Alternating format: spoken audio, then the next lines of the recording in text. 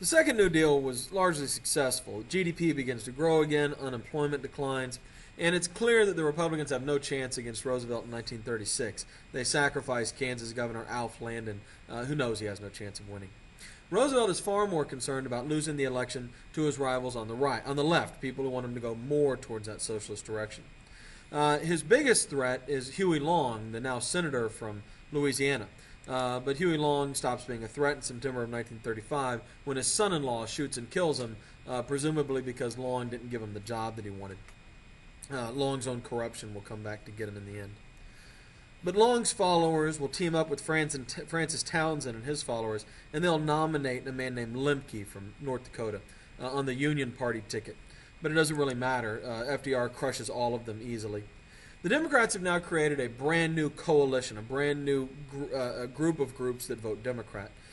They have farmers all across the country, northern blacks, progressives, and the Dixiecrats, the good old reliable Democratic South. And this coalition will be so vast and so strong, the Republican Party really won't have a chance at the White House until Eisenhower wins it in 1952. The conservative Supreme Court is really the only threat to Roosevelt in terms of getting his policies put into place. And they are ruling against many of his programs. And so Roosevelt hatches what we call the court packing scheme. The Constitution does not set the number of Supreme Court justices. It's been 9 since the 1870s, I believe. But it had been changed fairly often before that. And Roosevelt says that every justice above a certain age, I think it was 70 or so, will get an associate justice to assist them. Of course, Roosevelt will appoint these associates, and the Democratic Senate will approve them, so these would be justices that agree with Roosevelt. At the time it was proposed, it would take the court from 9 to 15 justices and allow Roosevelt to get his way because he would have appointed 6 of the justices. As you can imagine, many people, and of course conservatives, get extremely angry about this. And the public turns on Roosevelt. In Roosevelt's defense, politicians have been changing the number of members of the court since the founding of the country. But I guess sometime between when Grant did it in the 1870s, when Roosevelt tries to do it in the 1930s, that number 9 has become sacred to Americans. And today, most Americans probably assume that it has to be 9, although that's not true. Congress rejects Roosevelt's court packing scheme, but it doesn't really matter in the end because the Supreme Court gets the message, and they begin to stop ruling against Roosevelt's programs. The threat essentially works. But it's widely considered one of the two kind of bad things Roosevelt did as president, or two worst things, maybe I should say. And here's a cartoon. We'll go over this in class, but if you're not in class, check it out.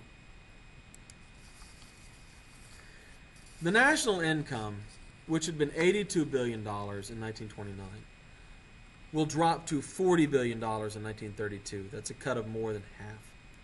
But it will rebound to $72 billion by 1937. And we see the dip in unemployment there in the middle of the Great Depression. You see there on the bottom graph the rise in GDP. FDR decides that he's beat the Great Depression and that it's time to balance the budget. We had been borrowing a lot of money to enact FDR's programs. So he cuts the Works Progress Administration, which had been hiring workers for the government. He cuts that in half, and the economy quickly collapses. The index of industrial production falls from 117 to 76 in just 10 short months.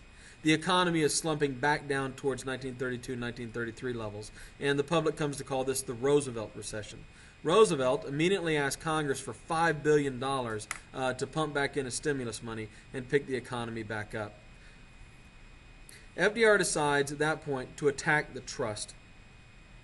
The National Economic Commission creates the Fair Labor Standards Act, which sets a minimum wage and a 40-hour work week. It ends child labor once and for all.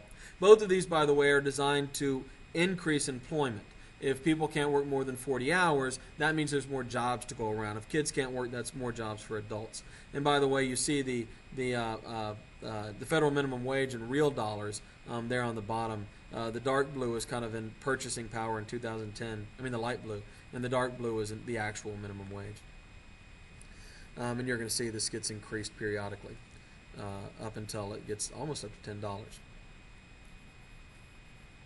The New Deal is effectively over by 1938. Congress and the country begins to get wary of the New Deal. And more importantly, by 1938, foreign affairs will have taken center stage.